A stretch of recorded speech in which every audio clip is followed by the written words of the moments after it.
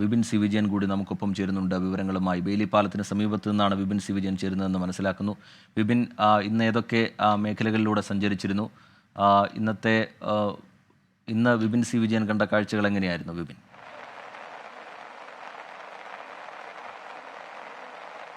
റിജിത്ത്, ചൂരൽമല പ്രദേശത്താണ് ഇപ്പോഴുള്ളത്. ഒരു ഉച്ച മുതൽ തന്നെ ഈ ഒരു പ്രദേശത്താണ് ഉണ്ടായിരുന്നത്. പക്ഷേ അപ്പോഴത്തെ ഒരു കാലാവസ്ഥയല്ല, തീർത്തും പ്രതികൂലമായിരിക്കുന്നു. ഓരോ നിമിഷം കഴിയും തോറും മഴയുടെ ശക്തി കൂടിക്കൂടി വരുന്നു എന്നുള്ളതാണ്. ആ ഒരു അസ്വസ്ഥതപ്പെടുത്തുന്ന ഒരു ഭീകരത, ആ ഒരു സാഹചര്യത്തിലേക്ക് നിലവിലെ സ്ഥിതി മാറുകയാണ്. അതുകൊണ്ട് തന്നെ ബെയിലി പാലത്തിനപ്പുറത്തേക്ക് ഇപ്പോൾ ഒരാളെ പോലും കടത്തിവിടുന്നില്ല. ഇതിലൂടെ ഒഴുകിയിരുന്ന, ഈ വഴിമാറി ഒഴുകിയിരുന്ന പുഴയിലെ ജലനിരപ്പ് ഓരോ നിമിഷം കഴിയും തോറും കൂടി വരുന്നു അങ്ങനെ ഒരു കാഴ്ചയാണ് കാണാൻ കഴിയുന്നത്. അതിനർത്ഥം മുകളിൽ ഇതിനേക്കാൾ കൂടുതൽ മുണ്ടക്കൈ അല്ലെങ്കിൽ ഈ ഒരു പ്രഭാവ കേന്ദ്രം, ഈ ദുരന്തത്തിന്റെ ഉണ്ടായ പ്രദേശങ്ങളിലൊക്കെ അതിശക്തമായിട്ടുള്ള മഴ ഇപ്പോഴും പെയ്യുന്നു എന്നുള്ളത് തന്നെയാണ്.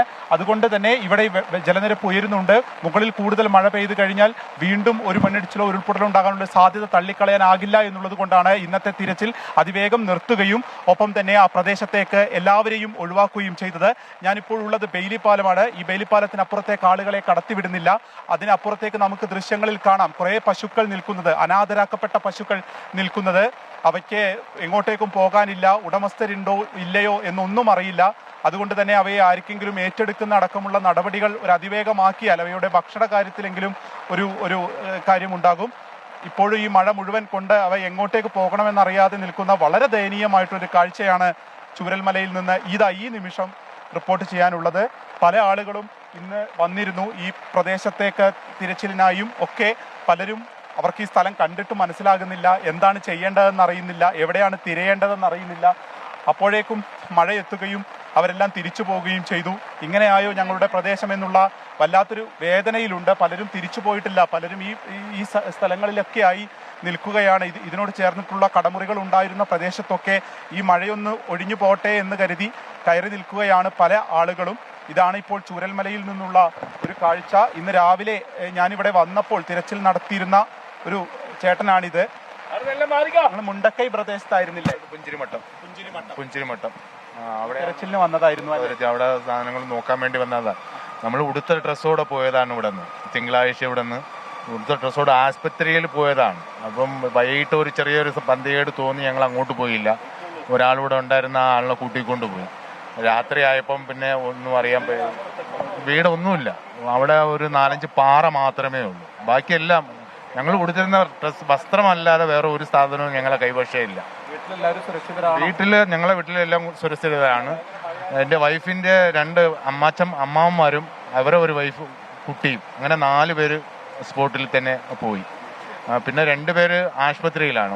2 പേരൊക്കെ ഒരു മുത്തച്ഛയാണ്. അവരെ ഒന്നും കാണാൻ പറ്റിയില്ല. ഒന്നും മരവും കല്ലും പാറയും അല്ലാതെ വേറെ ഒന്നും കാണാനൊന്നും പറ്റില്ല. ഞങ്ങളെ ഫർണിച്ചർ എല്ലാം പീസ് പീസായിട്ട് അവിടെ നിന്ന് കിട്ടിയതെന്ന് വെച്ചാൽ ഒരു ഫോട്ടോ മാത്രമേ ഉള്ളൂ. ബാക്കി എല്ലാം പോയി. ഒരു അളിയച്ചാര ഒരു ഫോട്ടോ മാത്രമേ കൈ കിട്ടിയുള്ളൂ. ഈ ഒരു ഫോട്ടോ മാത്രമേ കിട്ടൂ.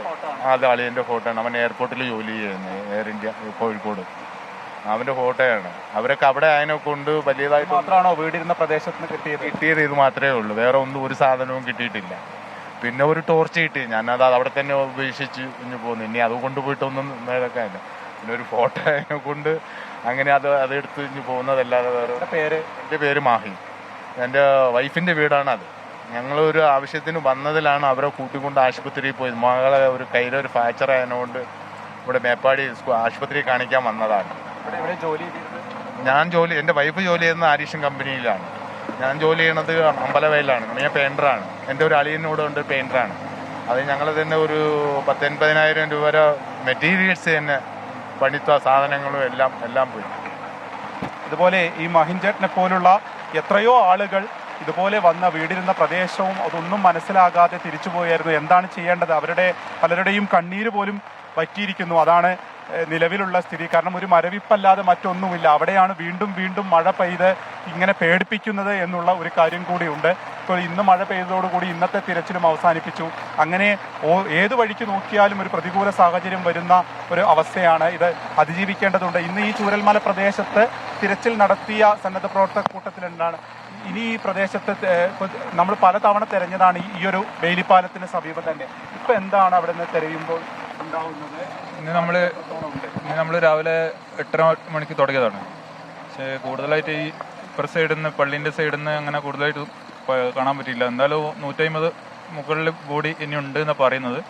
പക്ഷെ ഇതുവരെയായിട്ട് അങ്ങനത്തെ ഇനി സെർച്ച് ചെയ്യൽ അത്ര സക്സസ് ആവുമെന്ന് തോന്നുന്നില്ല, സാധ്യത കുറവാണ്.